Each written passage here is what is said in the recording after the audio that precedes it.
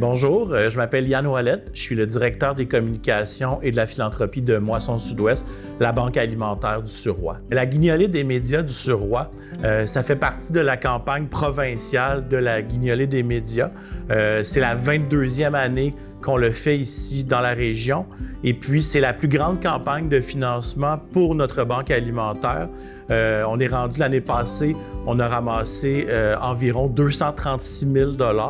Donc, c'est une campagne cruciale pour financer nos opérations de récupération alimentaire et pouvoir fournir en nourriture les gens vulnérables de notre région. Cette année, lors de la guignolée des médias, qui a lieu le 4 décembre, c'est toujours le premier jeudi du mois de décembre, on a 2 nouveaux sites de collecte de rue. Il y a un nouveau site à Saint-Timothée et il y a aussi un nouveau site à l'île Perrot. Donc, pour nous, chaque nouveau site amène de 5 à 10 000 $ de revenus supplémentaires. Donc, c'est toujours très intéressant d'avoir des nouveaux sites et on essaie d'en ajouter à chaque année.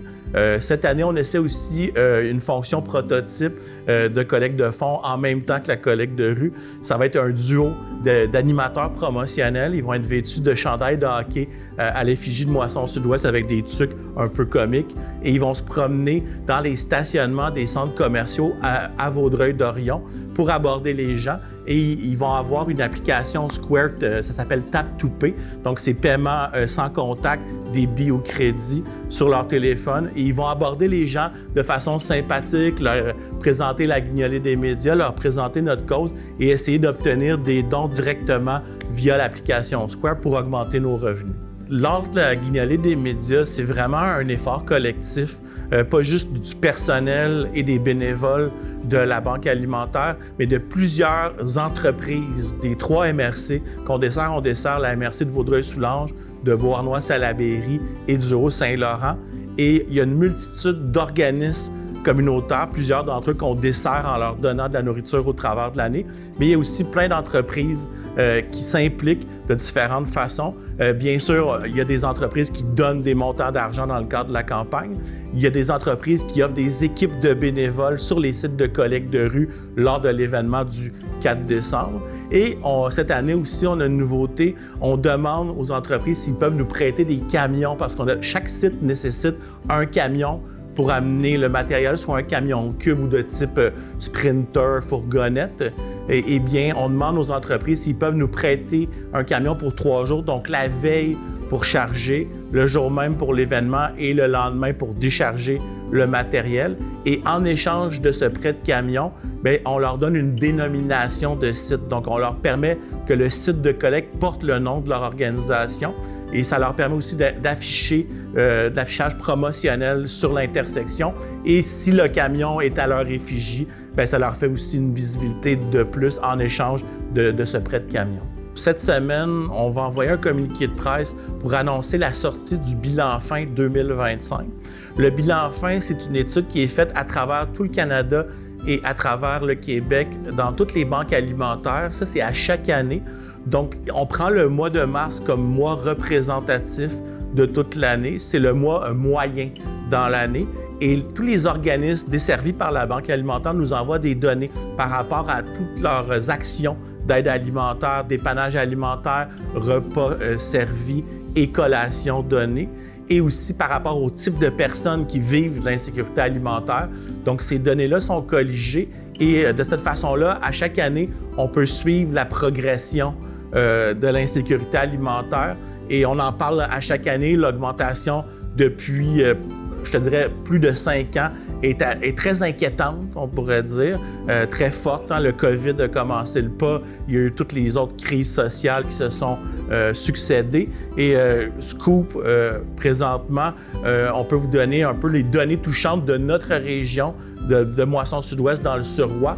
Donc, on a remarqué une augmentation très, très importante. Ça a quadruplé les gens qui vivent de rente de retraite. Donc, on parle de retraités qui n'ont pas de retraite privée, qui vivent sur les rentes du gouvernement. Et avec le coût de la vie présentement, ces rentes-là sont nettement insuffisantes. Donc, il y a beaucoup de ces gens-là qui n'ont pas assez, une fois que leur loyer, leurs frais de base sont payés, il ne leur reste plus d'argent pour manger. Donc, il y a 4 fois plus de gens vivant des régimes de rente qui ont demandé de l'aide alimentaire dans la dernière année. Donc, c'est assez inquiétant au niveau de la situation des retraités. Il y a toujours les enfants, que ça brise le cœur. La donnée reste la même, mais est beaucoup trop élevée. Il y a plus de 35% des gens à qui on donne de l'aide alimentaire qui sont des enfants. Donc, c'est plus que le tiers. Donc ça aussi, ça fait mal de savoir ça, qu'il y a beaucoup d'enfants qui ne mangent pas à leur faim. Le nombre de personnes à aider par mois par Moisson Sud-Ouest via les organismes qu'on dessert, eh bien, ça a passé à plus de 17 500. L'année passée, c'était 15 500. C'était 15 700, mais on dit plus de 15 500. Donc là, on voit encore une augmentation. Puis ça, c'est mensuel, là. Ça veut dire que c'est à tous les mois. Ça revient. Il y a de plus en plus de familles monoparentales.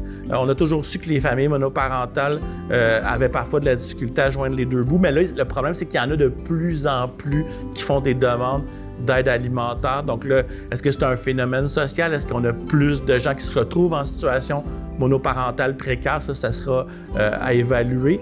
Et les dépannages alimentaires, il y a beaucoup de gens qui ne comprennent pas la nuance entre dépannage alimentaire et aide alimentaire.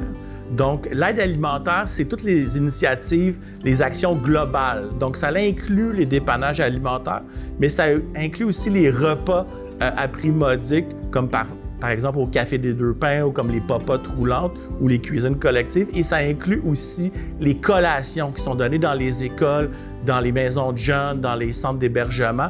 Donc, tout ça c'est l'aide alimentaire, c'est général. Le dépannage alimentaire, c'est vraiment une solution d'urgence quand les gens ont plus assez à manger. Ils vont dans un organisme pour demander un dépannage. Et là, on le connaît tous, peut-être, on l'a déjà vu. C'est souvent des sacs d'épicerie ou une boîte. Puis c'est comme faire une épicerie avec un éventail de produits de base dont on peut avoir besoin. Donc, les gens qui arrivent au dépannage alimentaire, c'est les gens dont la situation est la plus précaire parce que c'est très difficile pour les gens, pour l'orgueil, d'arriver au point d'aller demander. T'sais, quand tu es rendu à demander de l'aide alimentaire, ça fait un peu mal au cœur. Ta fierté en tant que citoyen en prend le coup. Donc, ces gens-là qui se rendent là, qui vont le demander, c'est parce qu'ils ont vraiment besoin d'aide. Puis là, on a remarqué une augmentation en une année de 25% des demandes de dépannage alimentaire. Donc ça, c'est vraiment aussi à prendre en considération. Je vais élaborer sur la guignolée des médias dans son ensemble parce qu'on parle beaucoup de la collecte de rue, qui est un événement physique à des intersections où on collecte de l'argent auprès des automobilistes. Les gens dans la population l'ont tous vu, ont toujours vu les équipes de bénévoles avec leurs seaux, mais il y a beaucoup de gens qui ne savent pas que la guignolée des médias, c'est pas juste un événement d'une journée, c'est une campagne de financement qui s'échelonne sur un mois environ. Donc, cette année, ça commence le 21 novembre. On va envoyer un communiqué de presse, ça va être annoncé partout, médias, journaux locaux, les télévisions aussi régionales, ça va être à la radio aussi, puis bien sûr sur les médias sociaux. Donc, durant cette période, on ramasse de l'argent et des denrées de plusieurs initiatives possibles. Il y a plusieurs supermarchés qui amassent de l'argent, des denrées. Vous allez voir aux caisses en sortant. Il y a des initiatives faites par des entreprises qui font des achats de denrées qui viennent nous les porter. Et très important, sur notre site Internet, il y a la page de dons en ligne. Donc, c'est la meilleure façon de donner, la plus simple. Vous allez sur le site Internet moissonsudouest.org et vous allez voir le bouton, il est partout, là, donner la guignolée, donner à la guignolée. Et vous allez là, c'est une plateforme transactionnelle sécurisée avec un fournisseur de transactions québécois qui s'appelle Logilis Prodon. Donc, vous pouvez y avoir confiance. Et avec votre carte de crédit, eh bien, vous mettez le don que vous voulez et vous recevez immédiatement une confirmation et un reçu pour les fins fiscales. Donc, si vous voulez contribuer à la guignolée des médias, bien sûr, vous pouvez nous contacter pour offrir du bénévolat, mais la meilleure façon de contribuer, c'est de faire des dons en ligne parce que le bénévolat, ça nous aide une journée, mais l'argent, ça nourrit les gens durant toute l'année.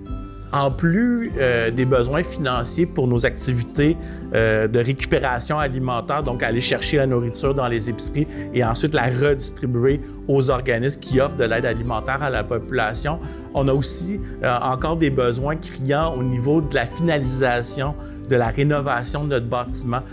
Si vous avez suivi l'histoire, ça a commencé une grande saga en 2021 avec une campagne majeure pour la relocalisation. On a acquis un nouveau bâtiment, on l'a rénové en grande partie, mais il y a encore plusieurs sections, plusieurs projets de rénovation à terminer dans notre nouveau bâtiment pour qu'on soit pleinement fonctionnel.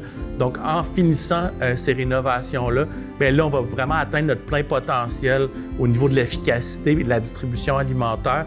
Donc, vous pouvez donner à Moisson Sud-Ouest non seulement pour nous aider avec les opérations de récupération alimentaire, mais aussi pour nous aider à finalement finir, hein, c'est drôle de le dire comme ça, notre projet de relocalisation et finalement réaliser notre rêve d'avoir vraiment un nouvel entrepôt vraiment bien terminé, bien finalisé et efficace à son plein potentiel.